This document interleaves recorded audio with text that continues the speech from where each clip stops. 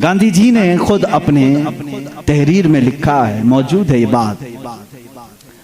मोहनदास करमचंद गांधी की बात कर रहा हूं कि मेरे पास हमारे पुराने लोगों की तारीख पेश करने के लिए कोई चीज नहीं है, क्योंकि जिन भगवानों का तज़किरा आज किया जाता है, गांधी जी ने कहा मुझे मालूम नहीं वो हकीकत में थे भी कि नहीं थे। ये मैं दूसरों की बात नहीं कर रहा हूं, इसीलिए तो गांधी जी को आरएसएस वाले नहीं मानते। हाँ, साफ बात मैं बता रहा हूं।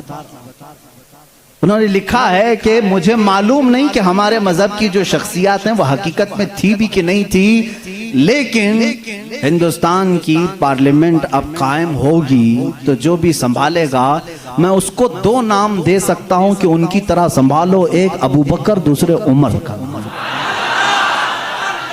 कहा कि ये दो नाम खाली ख्याली नहीं है, फील्ड पर थे और करके दिखाया। गांधी जी पढ़े लिखे आदमी थे और हिस्ट्री के वो शौकीन भी रहे, जिसकी वजह से तारीख में इस तरह की दिलचस्पी थी। इन शख्सियत का हवाला क्यों दिया, कुछ लोगों ने पूछा भी।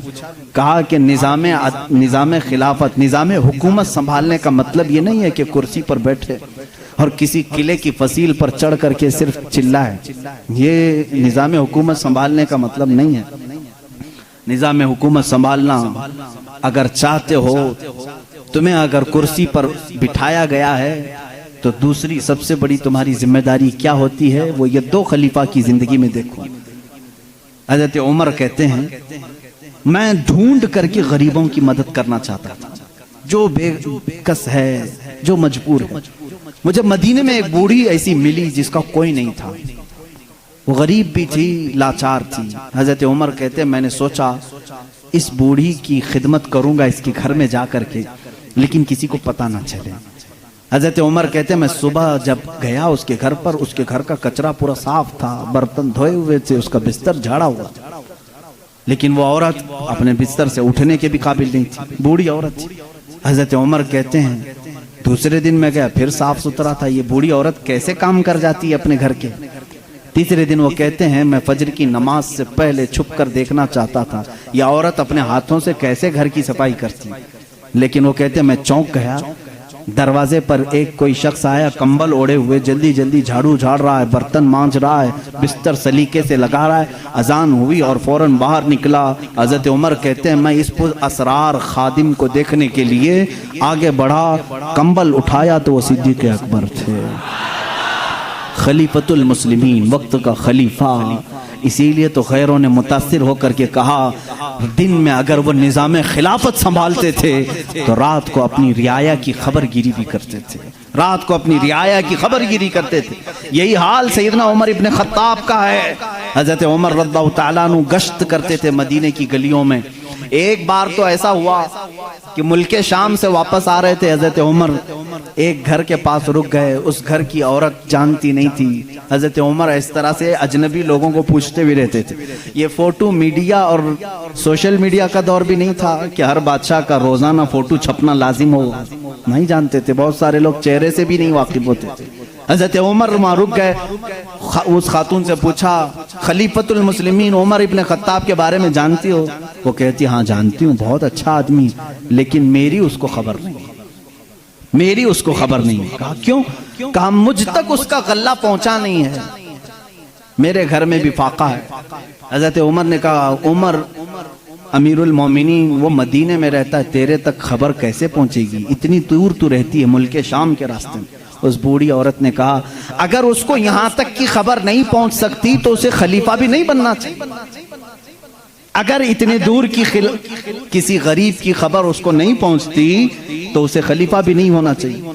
हज़रत उमर उस रात इतना रोए कि उनकी दाढ़ी भीग गई।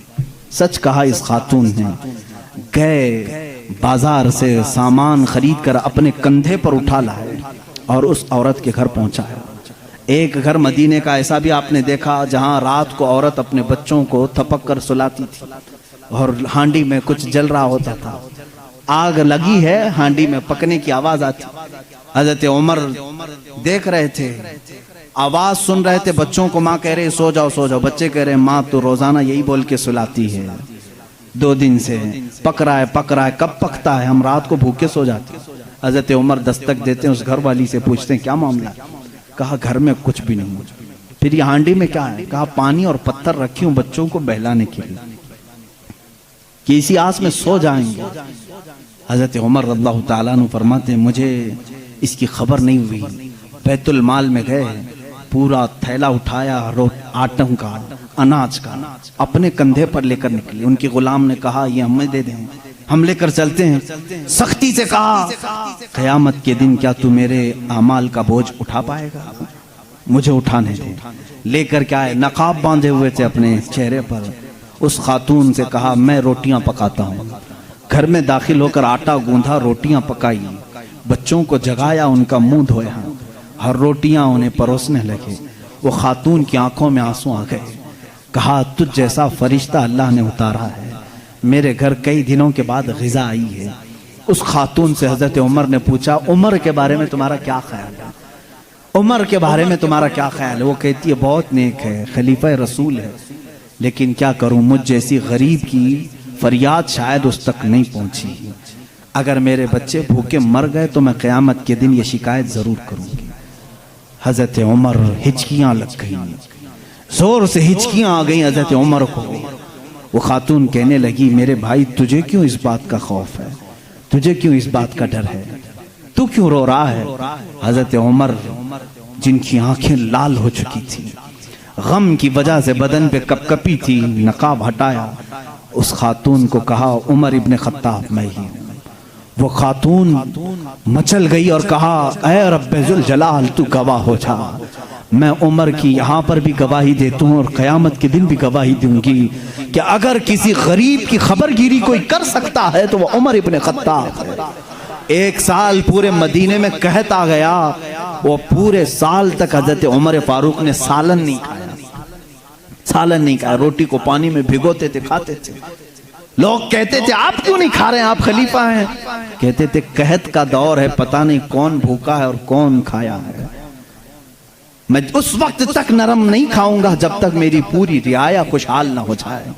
हजरत उमर का ये निजाम था, जिसके बाद हालात ऐसे हो गए। सिर्फ 2.5 साल के बाद, सिर्फ 2.5 साल की खिलाफत के बाद मदीने के हालात ये थे मेरे अजीजों, मदीने वाले अपनी ज़कात लेकर बाहर आते थे, लेने वाला कोई नहीं था।